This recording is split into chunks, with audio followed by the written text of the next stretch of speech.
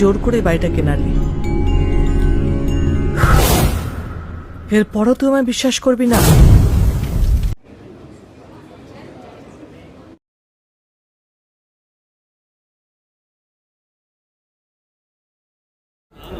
সেটা হচ্ছে যে মৈনাকের ডিরেক্টর হিসেবে ওর ছবি মানুষ গ্রহণ করে, ওর ছবি ভালো পছন্দ করে, সেই ভরসা আমার মৈনাকের উপর ছিল। এবং মনে হচ্ছে যে মৈনাক যে সাবজেক্টটা শুনিয়েছে সেটা আমার ভালো লেগেছে, এবং দুটি নারী কেন্দ্রিক চরিত্র বলে আমার মনে হচ্ছে চরিত্রটা আমি করলে আমার ভালো লাগবে।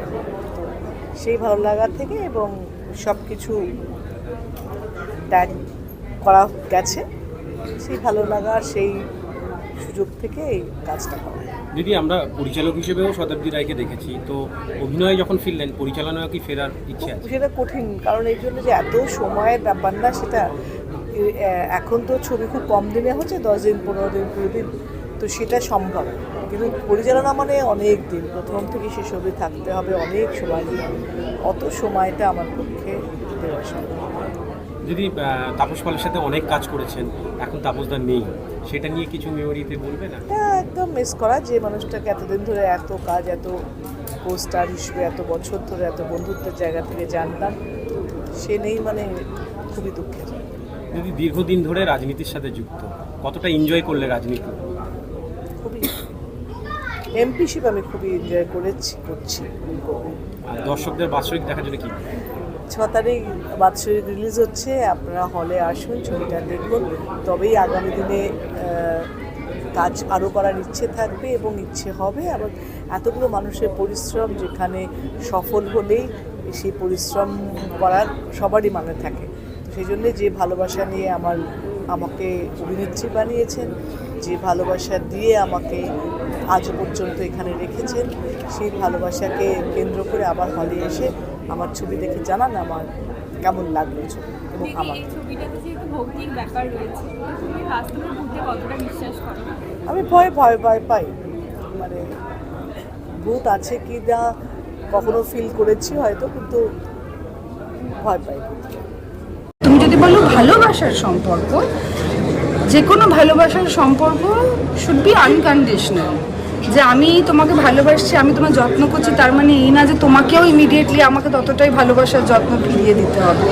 অবশ্যই তুমি তোমার মতো করে তোমার ভালোবাসার যত্ন আমাকে দেবে, কিন্তু আমি যা যা করছি এটা একেবারে সুদসহ রিটার্নে চাই যদি হয়, আমার মনে হয় না সেই রকমভাবে কোনো সম্পর্ক সুস্থ থাকতে পারে। একদমই। এবং এই যে যেখানে শ্যুটটা হয়েছে, যে বাড়ির মধ্যে শ্যুটটা হয়েছে, সেখানে কি তোমরা কিছু এক্সপিরিয়েন্স করেছো বা কিছু কি ভয়ের কিছু ঘটনা ঘটেছে, কিরকম অভিজ্ঞতা ছিল একটু বলো শুনে। একটা কথা, ফ্রাস্ট্রেশনের কথা, বাংলা ছবি তো, যে বাড়িটাতে শুটিং হয়েছে মধুবন হাউস, ওখানে ফাটাফাটিরও শুটিং হয়েছে, বহুরূপীরও শুটিং হয়েছে, আর যে সিরিজটা আমার এর পরে আসছে শাখা প্রশাখা, তারও শুটিং হয়েছে, আবার বাৎসরিকেরও শুটিং হয়েছে। এবার আমার বলে আমি কী ফিল করবো? বডি পজিটিভ ফিল করবো, পাগলি ফিল করবো, না ভূত ফিল করবো? বরং আমি বাংলা প্রযোজকদের বলবো একটু বেটার লোকেশনস খোঁজো।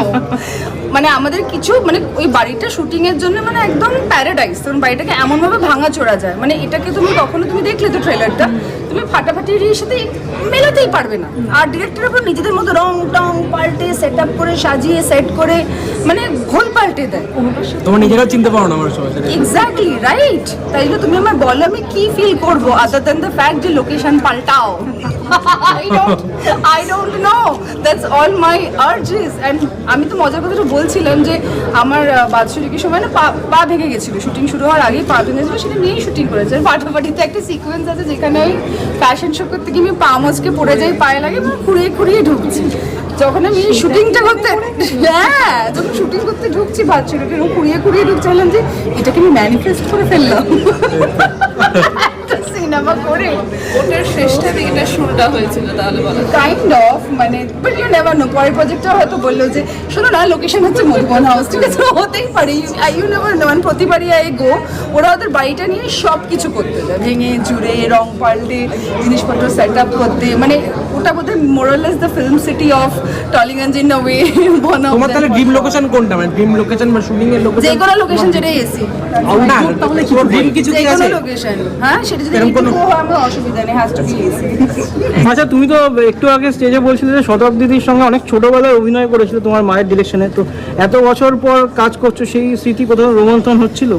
একদমই, যখন ছোট্ট ছিলাম তখন দিদিকে একরকম ভাবে দেখেছিলাম এবং মনে হয়েছিল দিদি কি সুন্দর।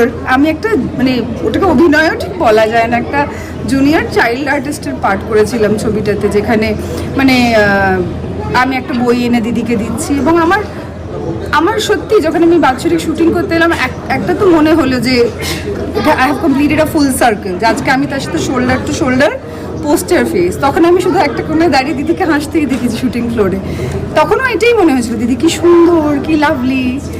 এখনও সেটাই মনে হয়েছিল শুটিং করতে গিয়ে, কি সুন্দর, কি লাভলি। এবং ওনার সাথে কাজ করবার অভিজ্ঞতাও, উনি তো ঠিক আমাদের প্রজন্মের নন, তো উনি একরকমভাবে কাজ করে অভ্যস্ত ছিলেন। যখন অনেক দিন ধরে শুটিং হতো, অনেক রকম সুযোগ সুবিধা থাকতো, যেহেতু সেই সময়টা হাতে থাকতো বলে। এখন তো আর সেটা নেই না, plus digital, you can take as many shorts as possible. তখন কোটি কোটি রিহার্সাল হতো, তখন কোটি কোটি শর্ট হয় হয়তো। তো এইটার মধ্যে কোথাও আমাকে কমপ্লেন করতে দেখিনি যে এই যে দিনের সংখ্যা কমে গেছে, এতটা কাজ এক এক দিনে। আমি দেখেছি দিদি কিন্তু একেবারেই আমাদের সাথে সেম এফোর্টে সেমভাবে ঢুকে গিয়েই কাজটা করতে। তাই all I have is admiration.